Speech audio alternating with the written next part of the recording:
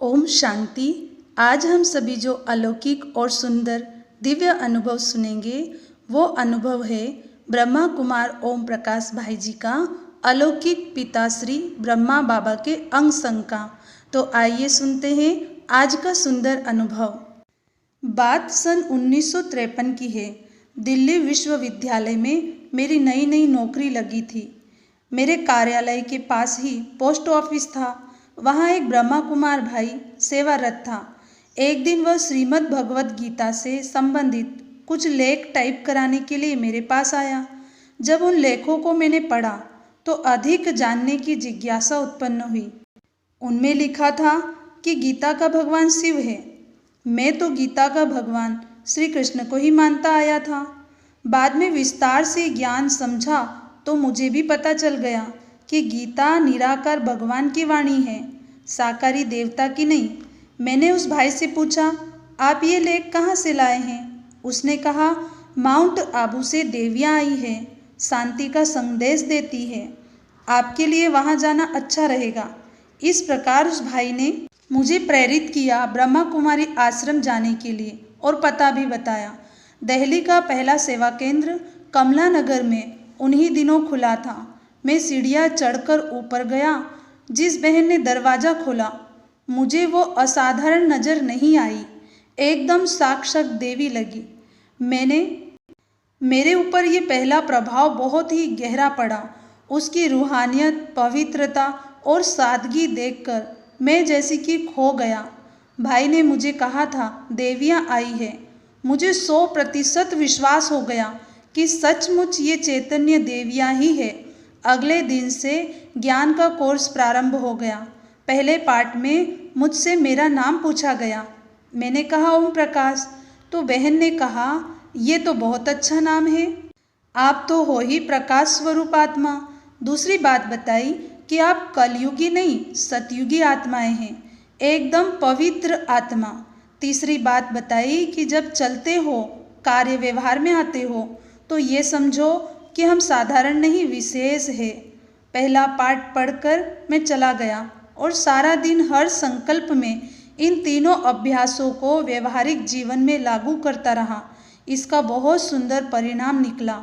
मुझे हल्कापन महसूस हुआ, जीवन जैसे उड़ रहा है ऐसा लगने लगा। अगले दिन योग का पाठ पढ़ा। उसमें बताया गया कि आत्मा का मूल घर परमधाम है। आत्मा वहीं से सृष्टि रंगमंच पर आती है। आपको चलते फिरते कार्य व्यवहार में आते बुद्धि से परमधाम में ही रहना है।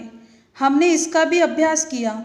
इससे फ़ायदा ये हुआ कि 30 किलोमीटर साइकिल चलाने पर भी थकावट नहीं होती थी। रास्ते में जो देखा बुद्धि पर उसका प्रभाव भी नहीं रहता था। हर एक कदम में जैसे निर्भयता आ गई।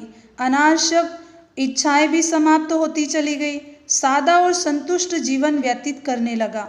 दुनिया के लोग इच्छाओं के कारण परेशान रहते हैं, परंतु ज्ञान मार्ग में चलने पर प्यारे बाबा ने ऐसी सद्बुद्धि दी कि थोड़ी आमदनी होने पर भी जीवन निर्वाह बहुत अच्छी तरह से होने लगा। कोर्स पूरा होने पर बहन ने पूछा, 3 सेनाएं हैं, कौरव सेना, पांडव सेना और यादव सेना। आप कौन सी सेना में शामिल हो? मैंने कहा पांडव सेना में। इस प्रकार प्रश्न पूछना मुझे बहुत रमणीक लगा। इसके बाद 5 किलोमीटर पैदल चलकर प्रतिदिन सुबह 4 बजे क्लास में जाने लगा। 2 वर्षों तक घर वालों को तो पता ही नहीं पड़ा कि मैं कहाँ जाता हूँ, परंतु इतना उनको विश्वास था कि जहाँ भी जाता है अच्छी जगह ही जाता है। मैं गुप्त रूप में ज्ञान धारण करता गया। मैं उर्दू भाषा जानता था, इसलिए सिंधी भाषा में छपी मुरली आसानी से पढ़ लेता था। कार्यालय में मुरली साथ ले जाता था और समय मिलने पर पढ़ता रहता था। प्रारंभ में ही मैंने 3 बातों का बहुत ध्यान रखा। पहली बात आहार शुद्धि, दूसरी बात संग की शुद्धि और तीसरी बात प्रतिदिन क्लास करना। मैंने अधिकतर समय देवी परिवार के संग बिताया। उन दिनों सप्ताह में 5 दिन भोग का कार्यक्रम होता था। भोग से पहले 2 घंटे तक शक्तिशाली योग चलता था। इस प्रकार हमारी योग की नींव बहुत मजबूत बन गई। हमारे कार्यालय में चाय पार्टी बहुत होती थी। जब मुझे बाबा के द्वारा ये जानकारी मिली कि अन्न का मन पर गहरा प्रभाव पड़ता है, तो मैंने योग युक्त भोजन खाने का पक्का प्रण कर लिया। कई साथी मेरे ऐसे नियम को देख मुझे पागल भी समझते थे, परंतु हमारी स्थिति तो ऐसी ही थी कि दुनिया कहती हमको पागल, हम कहते दुनिया पागल। कुछ समय बाद मुझे पागल कहने वालों ने अनुभव किया कि इनके नियम कितने अच्छे हैं, ये नियमों में कितने पक्के हैं। फिर वे ग्लानि छोड़ नियमों की सराहना करने लगे। ईश्वरीय सेवार्थ में बहुत छुट्टियाँ लेता था। मेरे ऊपर लाइब्रेरियन था। वो कहता था, ना चाहते भी मैं तेरे प्रार्थना पर पत्र पर पता नहीं कैसे हस्ताक्षर कर देता हूँ। प्यारे बाबा ने उसके ऊपर पूरा जादू कर रखा था। एक राज की बात ये देखी कि जब भी मैं मधुबन में बाबा से मिलकर वापस लौटता था तो मेरी पदोन्नति हो जाती थी। मेरे घर वाले इससे बड़े ही प्रसन्न होते थे। सूक्ष्म रूप में उनकी श्रद्धा तो बैठती ही थी। उन दिनों बाबा मम्मा तो साकार में थे ही, हमारी सभी निमित्त शिक्षिका बहनें और दादियाँ भी हर कर्म में प्रेरणाएं देती थी। उनमें रूहानी निस्वार्थ स्नेह कूट कूट कर बाबा ने भर दिया था। वे खुद न खाकर भी क्लास के भाई बहनों को खिलाती थी।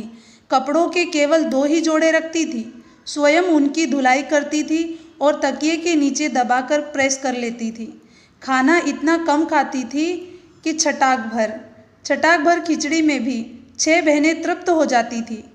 इनकी हर पल यही हार्दिक इच्छा रहती थी कि जो भी भाई बहनें आते हैं वे परमात्मा के प्रिय रत्न बन जाए।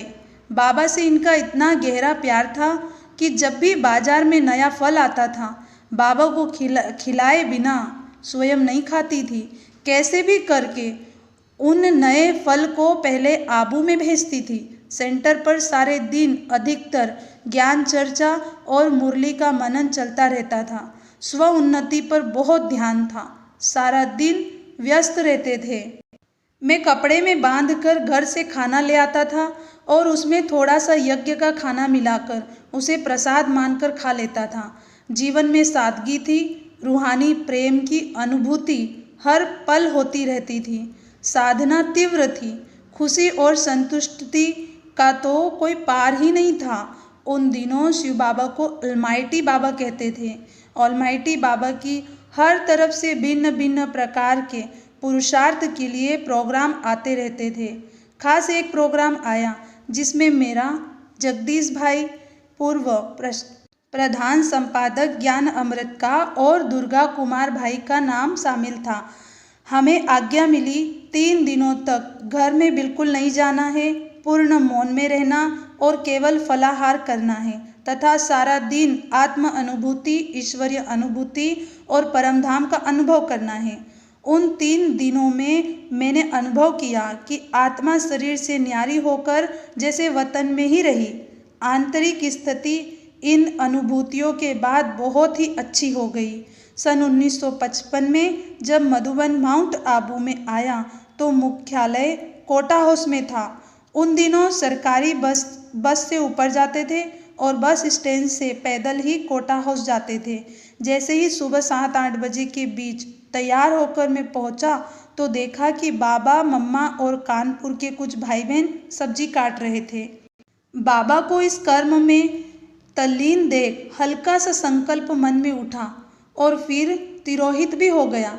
संकल्प ये था कि इतनी बड़ी हस्ती को इतना छोटा कार्य करने की क्या जरूरत है। उन दिनों तो साकार को ही निराकार मानते थे। मेरे इस संकल्प का बहुत सुंदर उत्तर प्यारे बाबा ने अगले दिन की मुरली में दिया। बाबा की मुरली की ये तो विशेषता है ही कि उनमें प्रश्न का उत्तर बिना पूछे ही मिल जाता है। बाबा ने मुरली में कहा, जैसा कर्म मैं करूँगा मुझे देख और करेंगे, इसलिए बाबा को कर्म करके दिखाने पड़ते हैं। इस उत्तर से मैं समझ गया कि ऊंचे से ऊंच परमात्मा और उनके माध्यम ब्रह्मा बाबा को कर्मों द्वारा सबको प्रेरित करना है। यही तो उनकी सर्वोच्च निरहंकारिता है। जब बाबा मम्मा सब्जी काट रहे थे मैं उसी समय बाबा की दृष्टि के सामने पहुंचा। एक चुंबकीय आकर्षण में खींचकर बाबा की गोद में चला गया। बाबा का शरीर हड्डी मांस का तो था ही नहीं। वो तो साक्षात फरिश्ता था, मेरे अंदर से निकला। पाना था सो पा लिया। मेरा मन इतने सुख से भर गया जिसका वर्णन शब्दों में असंभव है। इसके बाद मम्मा की भी गोद ली। मम्मा ने कहा, बच्चे आप कमज़ोर दिखाई देते हो। और भोली दादी को कहा, इसे एक छटाक मक्खन रोज खिलाओ। एक दिन मधुबन में भोग का कार्यक्रम चल रहा था। उस समय प्यारे बाबा ने इतनी शक्तिशाली दृष्टि दी कि मैंने बाबा को साकार रूप में नहीं बल्कि सजे सजाए श्री कृष्ण के रूप में देखा और उसी समय अपने शरीर को भूलकर सखा रूप में बाबा के साथ रास करने लगा। मैं इतना अधिक आनंदित था कि उस दृश्य को मन के नेत्रों से ओझल ही नहीं कर पा रहा था। क्लास समाप्त होने के बाद सभी उठ गए। मुझे भी उठने के लिए कहा गया, पर मैं जैसे कि आनंद विभोर हो चुका था। मम्मा, बाबा तथा दीदी ने बाद में मुझे उठाया। ये अलौकिक मस्ती मुझे 20 दिनों तक चढ़ी रही। खान पान कम हो गया और इसी समय मैंने आबू से अपने लौकिक घर दिल्ली में माता पिता के नाम पर पत्र लिखा कि परमात्मा इस धरती पर आ चुके हैं। उनका फरमान है, पवित्र बनो, योगी बनो। वे पवित्र सतयुगी देवी सृष्टि की पुनः स्थापना कर रहे हैं। उस दुनिया में चलने के लिए आपको भी हार्दिक ईश्वरीय निमंत्रण है, पर उसके लिए पवित्र और योगी बनना पड़ेगा। मैंने पत्र में ऊपर मधुबन लिखा था। जब घर आया तो माता पिता ने आसपास के लोगों को इकट्ठा करके घर में सत्संग का वातावरण बना दिया और मुझे कहा कि मधुबन का अनुभव सुनाओ। ईश्वरीय ज्ञान सुनते सुनते जब पवित्रता की बात आई तो पिताजी ने कहा, आज के घोर कलयुग में वैसे तो पवित्र रहना मुश्किल है, परंतु आपकी संस्था यदि इतने ऊंचे कार्य के लिए निमित्त है तो आप आजीवन ब्रह्मचारी रह सकते हो। हमें कोई ऐतराज नहीं है। वे गांधीवादी विचारों के थे। कई बार स्वतंत्रता संग्राम में नेहरू जी आदि के साथ जेल काट चुके थे। उनकी ऐसी स्वीकृति मिलने पर मैं ईश्वरीय सेवाओं में पहले से भी ज़्यादा व्यस्त हो गया। मुझे इतना व्यस्त देखकर उन्होंने कहा, आप पूरा समय सेंटर पर रहकर सेवाएं करो तो भी हमें खुशी होगी। इसके बाद मैं सेंटर पर ही रहने लगा, पर नौकरी से प्राप्त आमदनी का पूरा सहयोग उनको देता रहा। इस घटना के कुछ समय बाद सेवा केंद्र पर शिवरात्रि का कार्यक्रम था, जिसमें पिताजी तथा परिवार के कई अन्य सदस्य शामिल हुए। कार्यक्रम में बैठे हुए पिताजी को छाती में अचानक दर्द उठा।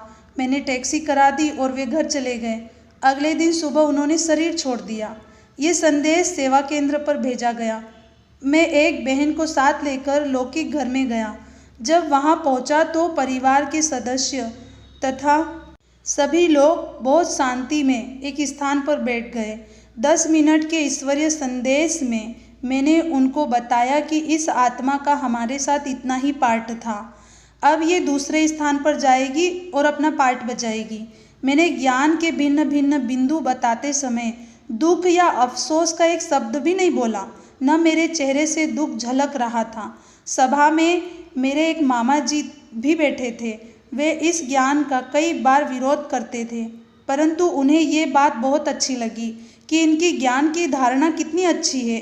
शोक का एक शब्द भी इनके मुख से नहीं निकला। कहने लगे, कहते तो हम भी हैं कि दुख न करो, पर व्यवहार में ऐसा नहीं कर पाते। इसने जो कहा वह इनके कर्मों में है। उन्होंने माना कि सिद्धांत भिन्न भिन्न हो सकते हैं, पर धारणा में आप बहुत ऊंचे हो। प्रिय मित्रों, ये अनुभव आपको कैसा लगा? अपने अनुभव हमारे साथ जरूर शेयर करें। ओम शांति।